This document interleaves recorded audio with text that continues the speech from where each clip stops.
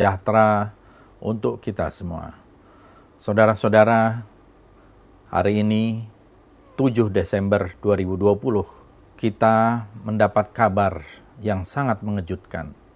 Ada 6 orang wafat, meninggal, syahid, anggota Front Pembela Islam. Itu diumumkan oleh Kapolda Metro Jaya siang tadi, dan saya membaca beritanya. Ini sebuah berita mengejutkan karena ada 2 informasi yang sangat berbeda. Informasi dari pihak kepolisian dan informasi dari Front Pembela Islam.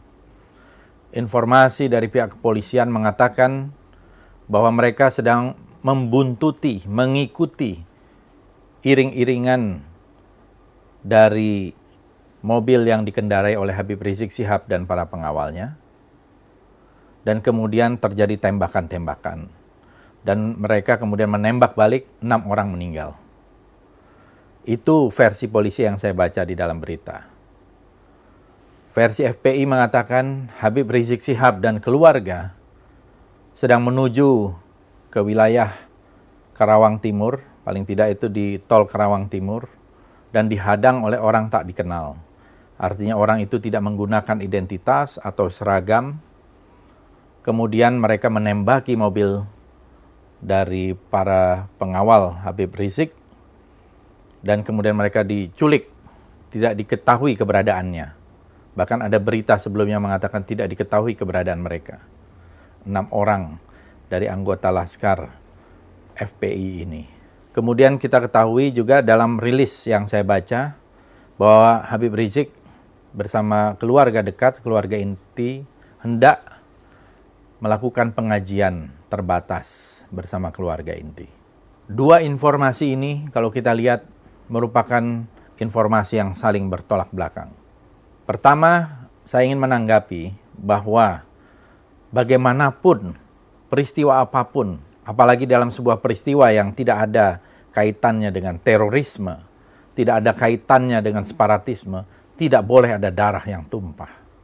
Karena konstitusi kita mengatakan melindungi segenap tumpah darah Indonesia. Habib Rizik dan para pengikutnya adalah warga negara Indonesia, warga yang terhormat. Saya kira di sini bisa diselidiki, bisa terjadi abuse of power, kesewenang-wenangan melebihi dari apa yang dilakukan. Karena senjata itu ada aturannya, bagaimana menembak dan seterusnya. Saya yakin bahwa Habib Rizik dan para pendukung Habib Rizik adalah orang-orang warga Muslim di Indonesia yang cinta damai, cinta kepada tanah air, cinta kepada bangsa ini. Tidak akan menggunakan kekerasan, tidak akan menggunakan senjata, dan senjatanya dari mana. Oleh karena itu, menurut saya peristiwa ini harus segera diselidiki. Kalau perlu oleh sebuah tim yang independen, tim gabungan pencari fakta yang independen, sehingga betul-betul terungkap siapa yang melakukan kesalahan. Saya bersaksi bahwa Habib Rizik adalah orang yang baik, orang yang banyak pengikutnya, dan saya yakin beliau cinta kepada tanah air. Tetapi belakangan ini dengan kedatangan beliau yang mendapatkan sambutan dari lautan manusia, kelihatannya ada yang merasa terganggu. Bahkan ada 2 Kapolda yang dicopot dan 2 Kapolres yang juga dicopot. Kenapa Habib Rizik harus dijadikan momok, harus dijadikan musuh dari aparat keamanan kita, dari pemerintah kita? Ada apa? Saya melihat Habib Rizik dicintai oleh banyak orang.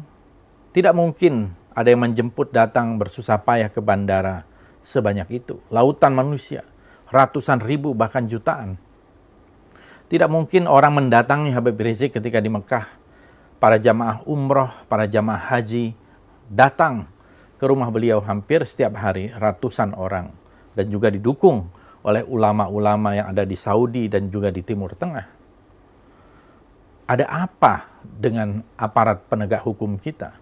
Kenapa berusaha mencari-cari kesalahan?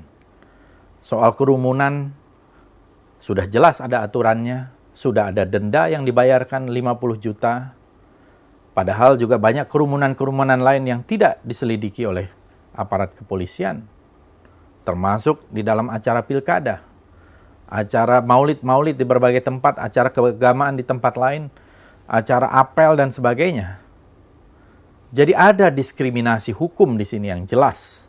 Dan menurut saya ini merupakan sebuah kemunduran bagi demokrasi kita dan membahayakan keutuhan, integritas sosial kita. Peristiwa hari ini, 7 Desember 2020, 3 hari menjelang Hari Hak Asasi Manusia, harus diselidiki. Jangan sampai ini menjadi sebuah pelanggaran hak asasi manusia